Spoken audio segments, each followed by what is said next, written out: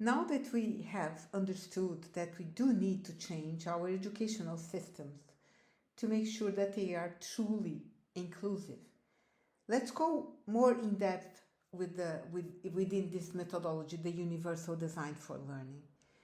So this methodology was created to help us improve the way that we facilitate the learning to the different students. So we all know that our classrooms are always filled with students with different cultural and social background, with different needs, which have different attention spans and interests, sometimes different language abilities, and sometimes different preferences and needs. We all know that. So the idea is to go step by step and understand how the universal design for learning can help us.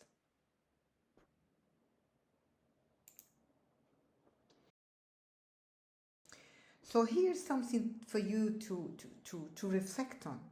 We talked a lot about equality, which is something that is really awesome, that we now can say that in most parts of this world, unfortunately not all, we can say that people have uh, the same rights towards education. So we often see the teachers say, well, all the students here in my classroom have access to the same things and the same possibilities.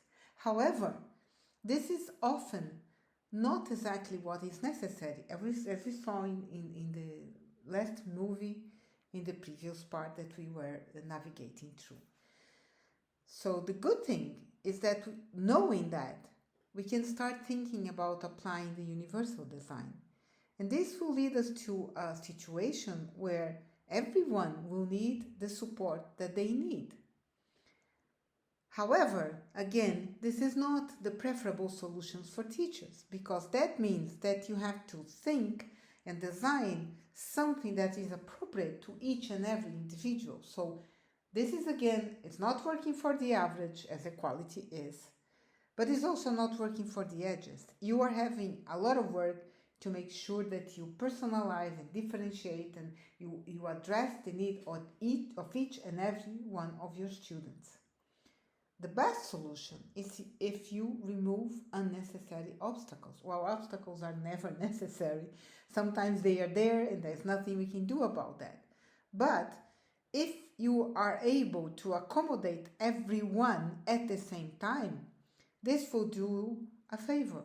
And sometimes you can do it in such a way that every student, no matter what are their personal characteristics, they will feel empowered to become the best that they can ever be. This is something important for you to bear in mind.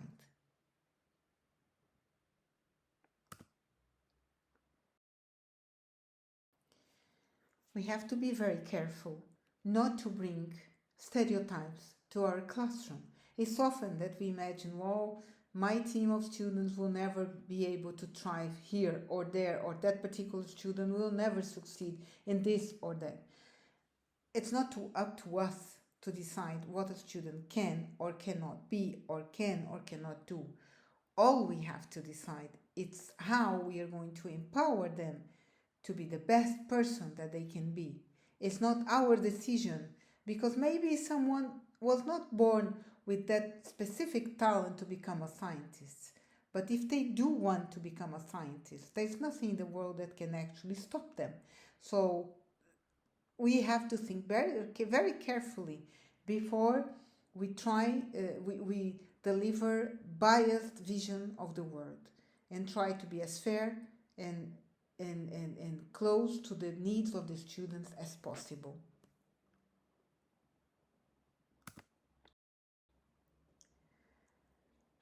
It's also important to demystify what the world really is. There are some topics that are more complicated than others to some people. Like for me, for instance, if I need to draw something, it would be horrible. I don't have the skills for drawing, but I know that I love painting, and maybe one day I will embrace this challenge.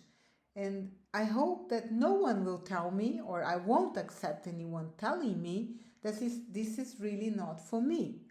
So we have to be very careful, especially as educators, on the image and stereotypes that we bring along because of the way we were raised and educated, so that we don't make the students, individual students, become disappointed because they cannot become what they really dream to be. It's just a matter of how much effort they are willing to put into it.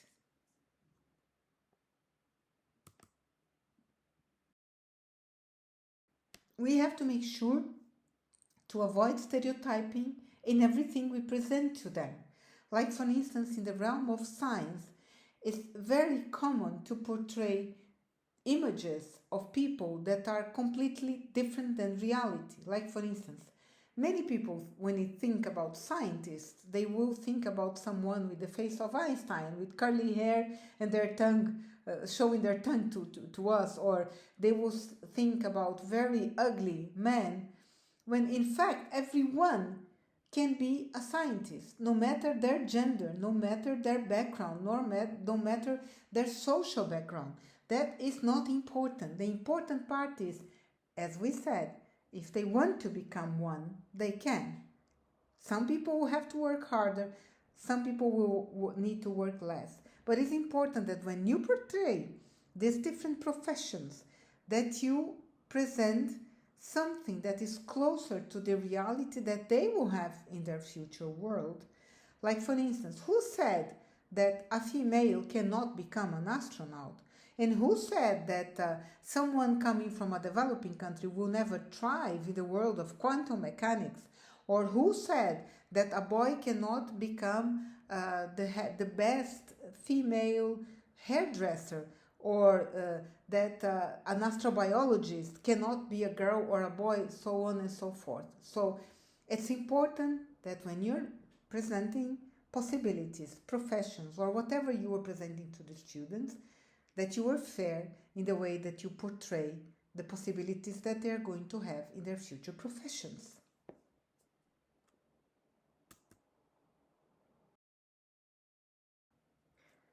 For a more in-depth dive into the world of equity, diversity, and inclusion, I share with you this genially that will help you understand what's the difference between this different wording, and how can you make sure that you are embracing each individual in your classroom and actually helping them become the best person that they can ever be.